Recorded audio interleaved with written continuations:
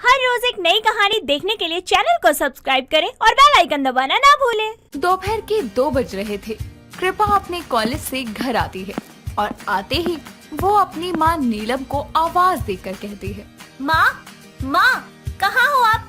जल्दी से मुझे एक कप गर्मा गर्म चाय पिला दो। बेटा इतनी गर्मी हो रही है, तुझे गरम गरम चाय पीनी है? रुक, मैं तेरे लिए ठंडा नींबू पानी बनाकर लेकर आती हूँ। माँ मुझे गर्म चीजें पसंद है, ठंडी नहीं। आप जाओ और मेरे लिए बस चाय ले आओ। बेटा कम से कम पसीना तो सुखा ले, देख कैसे बदन भीग रहा है तेरा पसीने से। नहा धो ले फिर पी लेना। आप चाय बना रही हैं या फिर मैं खुद जाकर पी लूं? कृपा की बात सुनकर नीलम रसोई में जाती है और कुछ ही देर में गरम गरम चाय बना कर ले आती है और अपनी बेटी को देती है।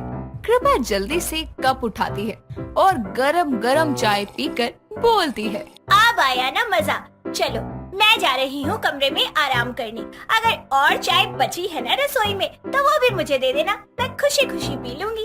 इतना कहकर कृपा अपने कमरे में चली जाती है। ऐसे ही दिन गुजरते जाते हैं, जहाँ गर्मी के मौसम में सभी लोग कुल्फी, कोल्ड ड्रिंक, बर्फ का गोला, इन सब चीजों का मजा ले रहे थे, तो वहीं कृपा को गर्मी में गर्म चीजें खाने का शौक था, जैसे गोंद के लड्डू, गरम चाय, कॉफी आदि जैसी कई चीजें। यूं ही एक दिन कृपा अपनी दोस्त पल्लवी के साथ मॉल जाती है और पल्लवी कहती है, यार शॉपिंग तो हो गई, चल कुछ खा लेते हैं, भूख लगी है। हाँ क्यों नहीं, गरम गरम छोले भटूरे या फिर बढ़िया सी कुरकुरी टिक्कियाँ या गरम गरम नान। ओ हेलो, बस कुछ ठंडा भी कह देती, सब कुछ गरम गरम किए जा रही है। हद है यार, बाहर कम गर्मी पड़ रही है क्या तो तुझे अभी भी गरम खाना है? यार मुझे तो गर्मी में भी गरम खाना पसंद है। पता नहीं लोग कैसे ठंडा खाना खा लेते हैं और उन्हें स्वाद भी आ जाता है। तो एक काम करते हैं, घर चलकर ही कुछ खाते हैं, क्योंकि शरीर को उबाल देने वाली गर्मी में मुझे कुछ गरम खाकर उबलना नहीं है। जैसी तेरी मर्जी, मुझे दिक्कत नहीं है, मैं तो घर जाकर भी गरम ही खाऊंगी। कृपा की बात सुनकर पल्लवी का बुरा सा मुंह बन जाता है, जिसके बाद दोनों सहेलियां अपने अपने घर की तरफ निकल जाती है। रास्ते में घर आते हुए कृपा की नजर गरम गरम मोठ की दाल वाली कचौरी पर पड़ती है और उसे देखकर वो बोलती है, वाह वाह, गरम गरम मोठ दाल की कचौड़ी, वो भी गरम गरम आलू की मसालेदार सब्जी के साथ। सच में ये ना एकदम डेडली कॉम्बिनेशन है। पता नहीं लोगों को गर्मियों में गरम खाना क्यों पसंद नहीं है। कोई मुझसे पूछे कि गर्मियों में भी गरम खाने में कितना मजा आता है। अब बिना टाइम खराब किए जल्दी से कचौरी खाती हूँ। इतना कहकर कृपा जल्दी से कचौरी के स्टॉल की तरफ जाती है और एक प्लेट गर्मा गर्म कचौरी और आलू की सब्जी ले लेती है और मजे से खाने लगती है। दिन गुजरते जाते हैं। कृपा की गर्मी में गर्म खाने की आदत में कोई सुधार नहीं आता और नीलम अमित नाम का एक अच्छे लड़के का रिश्ता देखकर अपनी बेटी की शादी उससे करवा देती है। शादी के बाद एक शाम अमित कृपा के लिए ठंडा ठंडा फलूदा लेकर आता है और बोलता है, कृपा देखो, मैं तुम्हारे लिए ठंडा ठंडा फलूदा लेकर आया हूँ। गर्मी में इसे खाकर बहुत रिफ्रेशिंग फील आती है। हाँ, मुझे ठंडा खाना पसंद नहीं है, फिर चाहे गर्मी हो या सर्दी, मैं तो गरम खाना ही खाती हूँ। क्या? पर यार इतने प्यार से लाया हूँ तुम्हारे लिए, कम से कम ऐसे तो मत कहो। चलो पतिदेव, अब तुम इतने प्यार से लेकर आए हो तो मेरे पास एक आइडिया है, मैं ये फलूदा खा लेती हूँ। इतना कहकर कृपा रसोई में चली जाती है और एक ग्लास में गर्मा गर्म दूध उबाल कर लेकर आती है और उसमें फलूदा मिला देती है और खाने लगती है। उसे ऐसे खाते देखकर अमित कहता है, कृपा ये क्या किया तुमने? ऐसे कोई फालूदा खाता है क्या? तुमने तो फलूदे का फालूदा ही निकाल दिया। कितना मजेदार लग रहा है, देखो तो गरम गरम दूध इस फलूदे में मिलाकर खाने में कितना मजा आ रहा है। तुम भी खाकर देखो। नहीं नहीं, अपना एक गरम फालूदा तुम ही खाओ, मुझे ठंडा पसंद है, मैं ठंडा ही खाऊंगा। ऐसे ही वक्त गुजरता है, पर कृपा का गर्मी में भी गर्म चीजें खाना बंद नहीं होता। यूं ही एक शाम कृपा की सास अनीता उसे आवाज देती है, बहू बहू जरा यहाँ आना। जी माँ जी, कहिए ना क्या हुआ?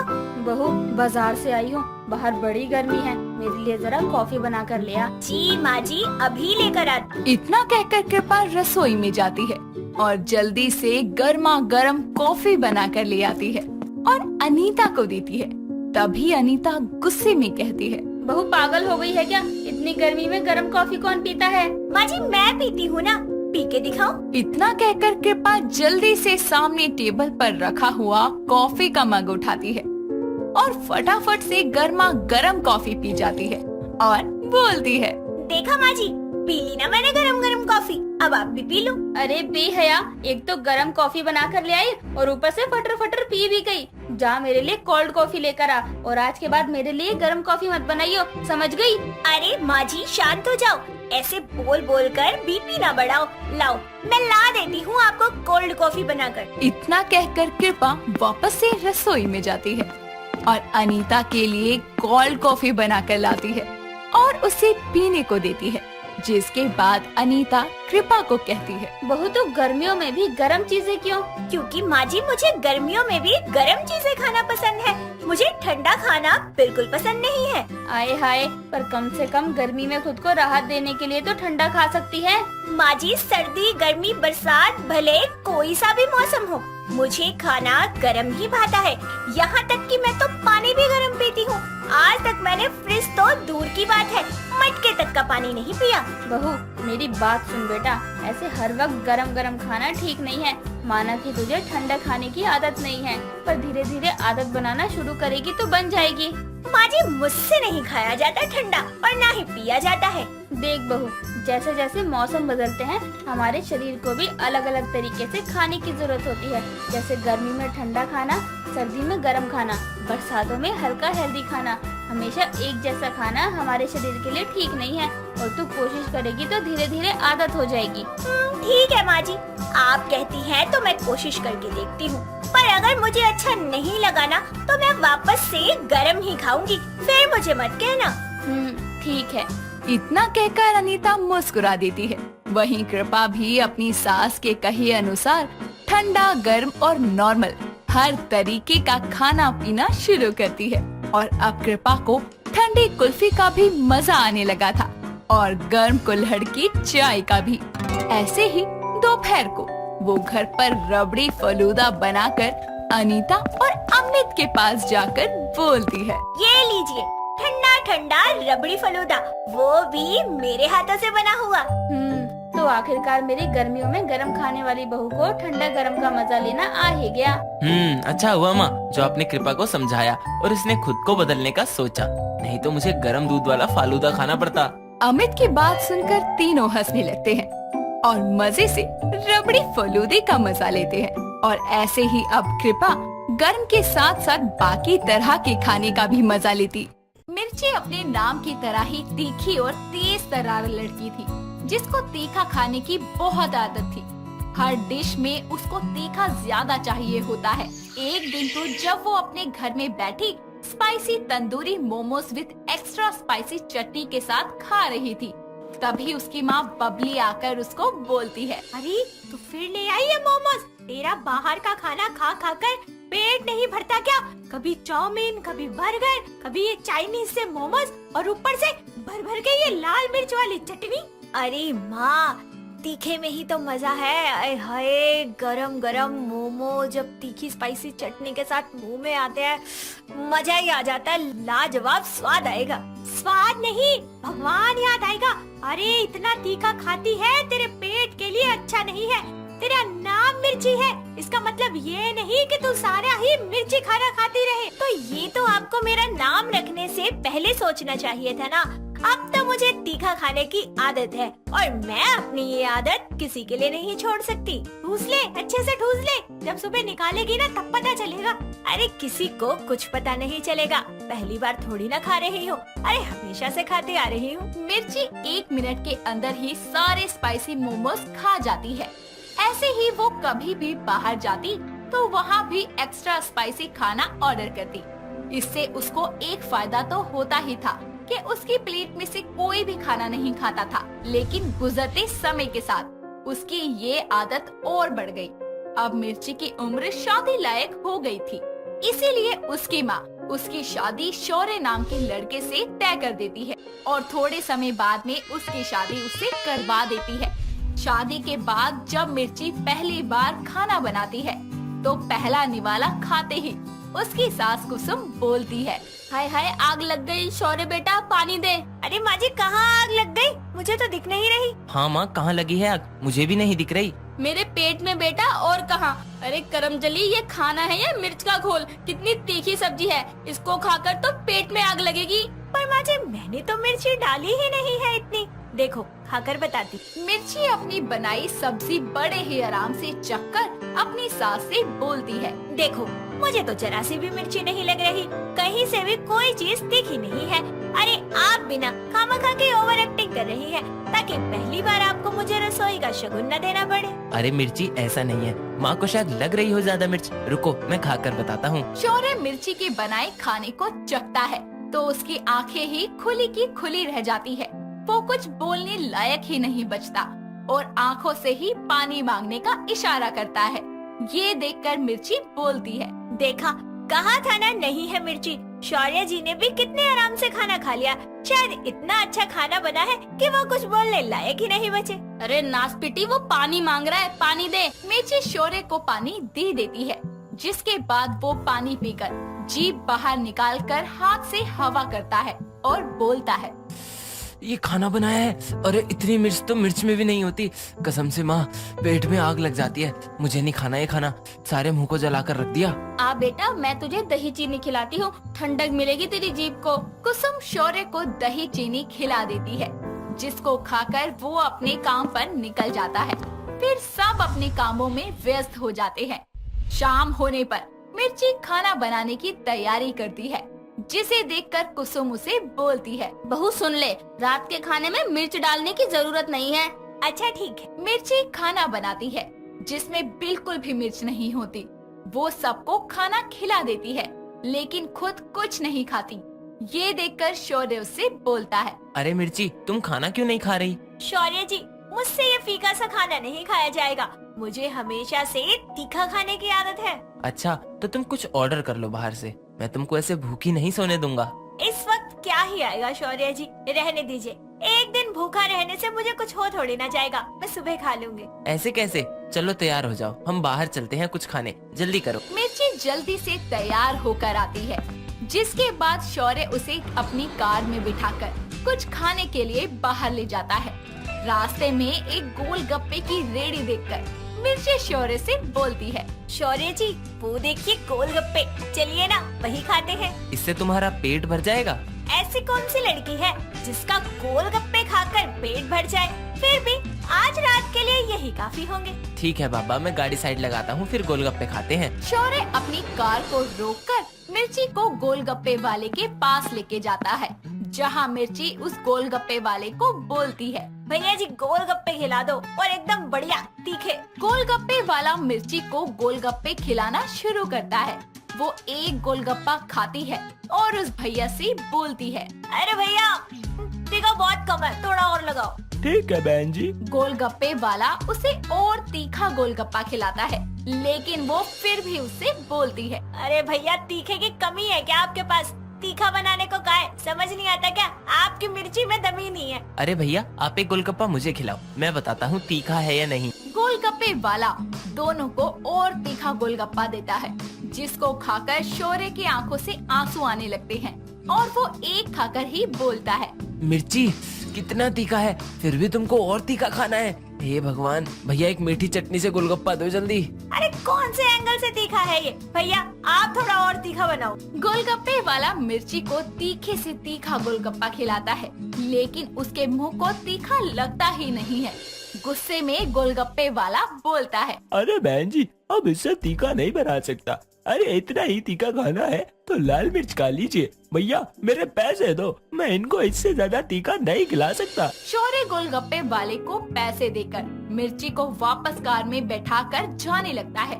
तभी मिर्ची उसे बोलती है, देखा, मैंने कहा था ना कि इस टाइम कुछ नहीं मिलेगा। गोलगप्पे भी मिले तो फीके। हे भगवान, मिर्ची, सच्ची तुम अपने नाम की तरह मिर्ची ही हो। तुमको तीखे में भी तीखे का स्वाद नहीं आता। इतना ज्यादा तीखा खाना भी खाना नहीं चाहिए। शौर्य जी, अब मेरी जुबान को सिर्फ तीखा ही स्वाद आता है तो मैं क्या करूं? दोनों घर आते हैं। अगली सुबह मिर्ची के घर उसकी मौसी सास सुमित्रा आती है, जिसको देखकर उसकी सास बोलती है, अरे दीदी आओ, अचानक कैसे आना हुआ? अरे कुसुम, शौर्य की शादी में नहीं आ पाई थी तो सोचा चल अब मिलाती हूँ। नई बहू का चेहरा भी तो देखना था। अच्छा किया आ गई, मैं अभी मिर्ची को बुलाती हूँ। मिर्ची जरा बाहर आ, देख कौन आया है। मिर्ची बाहर आती है और अपनी मौसी सास के पैर छूकर उसका आशीर्वाद लेती है, जिसके बाद सुमित्रा बोलती है, अरे वाह, बहू तो बहुत सुंदर है। सच्ची तेरे तो भाग खुल गए कुसुम, ऐसी बहू पाकर। अच्छा बहू, तुझे खाना वाना बनाना आता है? जी माँ जी, मुझे सब बनाना आता है। रुकिए, थोड़ी देर पहले ही मैंने राजमा बनाए हैं, आप खाकर बताइए कैसे बने हैं। नहीं रहने दे बहू, क्यों मेरी जिज्जी के मुंह में आग लगाना चाहती है? अरे जिज्जी, ये इतना तीखा खाना बनाती है ना कि कानों से धुआं निकल जाता है। अरे तो क्या हुआ, मैं तीखा ही खाती हूँ।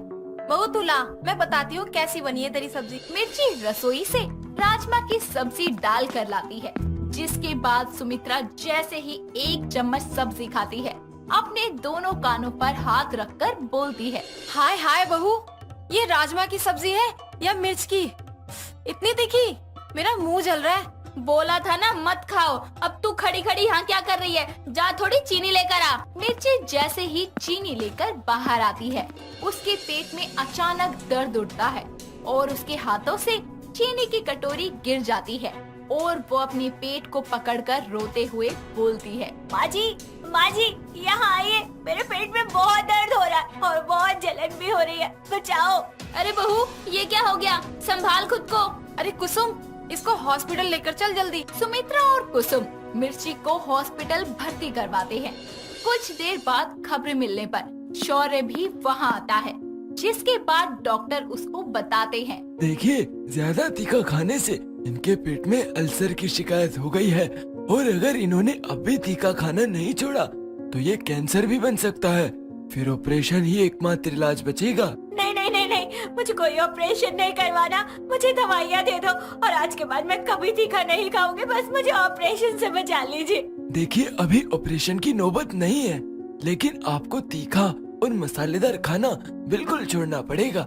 सादा खाना खाइए ताकि आप ठीक हो सकें। सुन लिया ना, अब देख लो, जुबान का स्वाद बनाए रखना है या जिंदगी। मुझे मेरी जिंदगी चाहिए शौर्य जी, वो भी आपके साथ। अब मैं कभी तीखा नहीं खाऊंगी, पक्का, आपकी कसम। हर चीज की अति बुरी होती है। जरूरत से ज्यादा तीखा खाना आपके पेट और सेहत के लिए नुकसानदायक है, इसीलिए किसी भी चीज का सेवन सीमित मात्रा में ही करना चाहिए। मीनल गुंजन को अपने साथ कार में बैठाती है और कार को तेजी से रोड पर भगाने लगती है। कार को एक सुनसान रास्ते पर ले जाकर मीनल कार को रोक देती है और दोनों कार से बाहर आती हैं। जिस जगह पर दोनों रुकती हैं, वहाँ पर एक गहरी नदी भी थी, जिसके किनारे गुंजन मीनल से बोलती है, आज मैं तेरा काम तमाम कर दूंगी, बहुत हो गया तेरा। तुझे क्या लगा था कि तू मेरी जगह लेकर बैठी रहेगी तो मैं शांत रहूंगी? हाँ नहीं दीदी, आप गलत समझ रही हैं। मैं ऐसा बिल्कुल नहीं चाहती और आपकी जगह कोई नहीं छीन रहा। मुझे बहुत अच्छे से पता है कि तू क्या सोचती है और क्या करना चाहती है। आखिर तूने दिखा ही दिया ना अपना सौतेलापन, साबित कर ही दिया कि सौतेली बहन सौतेली ही होती है। नहीं दीदी, आप गलत समझ रही हैं। गुंजन मीनल को नदी में धक्का मारने ही वाली होती है कि उसका पैर फिसल जाता है और वो खुद ही नदी में गिर जाती है। मोहन की 2 बेटी थी, गुंजन और मीनल। मीनल मोहन की पहली पत्नी की बेटी थी। मोहन की पहली पत्नी की मृत्यु एक कार एक्सीडेंट में हो गई थी, जिस वक्त गुंजन बस 1 साल की थी। अपनी बच्चे के अच्छे भविष्य और घर संभालने के लिए मोहन ने सुमन नाम की एक औरत से शादी कर ली। कुछ समय बाद दोनों की एक बेटी होती है, जिसका नाम गुंजन रखा जाता है। सुमन हमेशा ही दोनों को बराबर का प्यार दिया करती थी। उसने कभी भी मीनल को ये एहसास नहीं होने दिया कि वो उसकी सौतेली माँ है। ऐसे ही एक दिन सुमन एक सुनार के पास जाती है और वहाँ से कुछ सामान लेकर घर आती है और अपनी बेटियों को आवाज लगाते हुए बोलती है, अरे कहाँ हो मेरी परियो, जरा इधर आओ, मैं तुम्हारे लिए कुछ लेकर आई हूँ। तभी वहाँ मीनल और गुंजन आती है और मीनल अपनी माँ से बोलती है। क्या लाई हो माँ? मैं तुम दोनों के लिए एक सुंदर सा ब्रेसलेट लेकर आई हूँ। अच्छा, जरा दिखाओ तो कैसा है। ये लो मीनल बेटा और ये लो गुंजन बेटा। माँ, ये तो बहुत सुंदर है और मेरे लिए ये सबसे कीमती चीज है, क्योंकि आप इसे लेकर आई हो तो इस ब्रेसलेट की वैल्यू और भी बढ़ गई है। ओ मम्मी, आपको तो फैशन का फा भी नहीं पता है। अरे आजकल कौन पहनता है ये ओल्ड स्टाइल ब्रेसलेट? बिल्कुल पुराना डिजाइन है ये। अरे दीदी, कितना सुंदर तो है। देखो माँ, हमारे लिए कितने प्यार से लाई है। तुझसे किसी ने पूछा है? बिना बात उंगलबाजी कर रही है। माफ करना दीदी। क्या गलत बोला उसने, बताइए जरा। तेरे नखरे तो इतने हैं जैसे कि किसी राजा महाराजा के घर की बेटी हो। अपनी औकात में रहना सीख। वाह, ये मेरी माँ नहीं बल्कि मीनल की माँ बोल रही है। आप मेरी माँ हो ही नहीं सकती। इसमें क्या गलत बोला उसने जो तू इतना भड़क रही है? अरे माँ, बस करो ना, हो गया ना अब। तू चुप कर, इसकी बातें मत सुना कर, और तुझे एक सुनाए तो तू इसे 3 सुना दिया कर। गुंजन गुस्से से अपने कमरे में चली जाती है और वहाँ बैठकर रोते हुए खुद से बोलती है, आखिर ये कब जाएगी मेरे घर से? पता नहीं क्या लिखा पढ़ा दिया है इसने मेरे माँ बाप को। मुझे तो ऐसे लगता है जैसे इनकी सौतेली औलाद मीनल नहीं बल्कि मैं हूँ। अपनी औलाद के होते हुए भी मुझे सौतेलो जैसा प्यार दिया जाता है। मेरे साथ ही भेदभाव किया जाता है। मीनल चाहे जो बोल दे वो पत्थर की लकीर हो जाता है और मेरी बात को तो सुनकर भी नजरअंदाज कर दिया जाता है। ऐसे ही समय बीतता है और गुंजन अपनी सौतेली बहन मीनल से और ज्यादा नफरत करने लगती है। इतना कि वो दिन रात उसकी आंखों में खटकती। जब भी मोहन और सुमन मीनल की तारीफ करते तो गुंजन गुस्से से लाल पीली हो जाया करती। ऐसे ही एक दिन सुमन अपनी दोस्त कुसुम के घर जाती है और गुंजन को आवाज लगाकर बोलती है, अरे गुंजन, क्या तू मेरे साथ मेरी सहेली के घर चलेगी? क्या मम्मी, आप भी ना। अब आप आंटियों के साथ बैठकर मैं चुगलियाँ सुनूंगी क्या? आप ही जाओ, मुझे नहीं जाना। तुझे तो बोलना ही बेकार है। अरे मीनल बेटा, तू कहाँ है? इधर आ। हाँ माँ, बोलो, क्या हुआ? कुछ चाहिए आपको? अरे बेटा, मेरे साथ मेरी सहेली के घर चल, थोड़ा घूमना फिरना भी हो जाएगा। मगर माँ, घर में बहुत सारा काम है। अरे ये गुंजन कर लेगी, आखिर ये घर में पड़े पड़े क्या करेगी? मैं कोई घर का काम नहीं करूँगी, समझी आप? अच्छा जी, ऐसे कैसे नहीं करेगी तू? अगर घर का काम नहीं हुआ तो फिर देखियो, तेरा फोन ही छीन लूंगी मैं। सुमन और मीनल दोनों कुसुम आंटी के घर जाने के लिए निकल जाती हैं। तो वहीं गुंजन मुंह बनाकर घर का सारा काम करने लगती है। ऐसे ही सुमन और मीनल को घर आते आते रात के 10 बज जाते हैं और उनको लेट आता देखकर गुंजन बोलती है, हो गया आप दोनों का सैर सपाटा? अरे गुंजन, तू भी होती तो बहुत मजा आता। हम सब तो फिल्म देखने गए थे। हाँ हाँ, घूमो फिरो, नाचो गाओ, आइसक्रीम खाओ, डोसा खाओ। मैं तो घर की नौकरानी हूँ जिसे काम करने के लिए पैदा किया है। आपकी सगी बेटी तो ये है, मैं तो सौतेली हूँ, मुझे रोड से उठाया था। आज तो बोल दिया, लेकिन दोबारा मत बोलना। तू सौतेली नहीं है, ना ही मीनल, दोनों ही मेरी बेटियां हो और मैं दोनों से बहुत प्यार करती हूँ। आज इसकी वजह से आपने मुझ पर हाथ उठाया माँ। मुझसे कोई प्यार नहीं करता। गुंजन अपने कमरे में चली जाती है। तभी वहाँ उसकी माँ आती है और सुमन उसे समझाते हुए बोलती है, गुंजन, तुझे मैं कैसे समझाऊं? तूने कभी सोचा है कि मीनल पर क्या बीती है तेरा ऐसा बर्ताव देखकर? मन ही मन तूने कितनी कड़वाहट भर रखी है उसके लिए। और बेटा, उसकी माँ नहीं है इस दुनिया में, मगर उसने कभी भी मुझे अपनी सौतेली माँ नहीं समझा। लेकिन बेटा, तू उसको हमेशा सौतेला समझती है। मेरी बात मान तो तू उसको अपना ले और दोनों खुशी खुशी रहो। लाडो, मेरे लिए तुम दोनों एक जैसे हो। मैंने तुम दोनों में कभी फर्क नहीं किया, एक जैसा प्यार किया है। बेटा, अपना ये गुस्सा छोड़ दे और अपनी बहन के साथ मिलकर रह। मुझे आपसे कोई बात नहीं करनी, चली जाइए आप यहाँ से।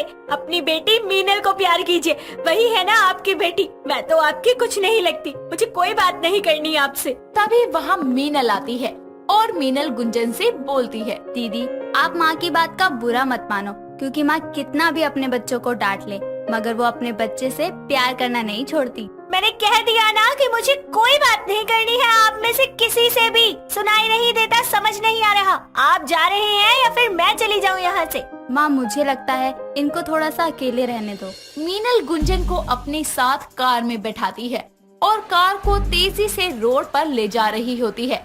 कार को एक सुनसान से रास्ते पर ले जाकर वो रोकती है और दोनों कार से बाहर आती हैं।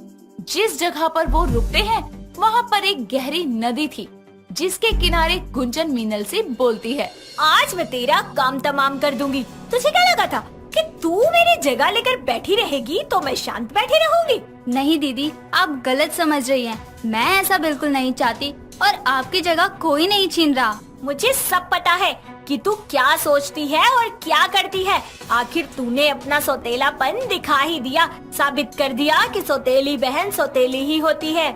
नहीं दीदी, आप गलत समझ रही हैं। गुंजन मीनल को नदी में धक्का मारने ही वाली होती है कि उसका पैर फिसल जाता है और वो खुद जाकर नदी में गिरती है। गुंजन नदी में खुद को बचाने की बहुत कोशिश करती है। मीनल ना आओ देखती है ना ताओ।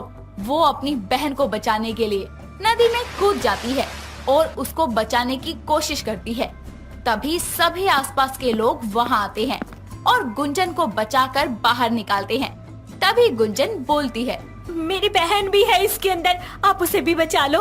वो लोग मीनल को भी बचाने की कोशिश करते हैं। किसी तरह मीनल भी बचकर बाहर आती है।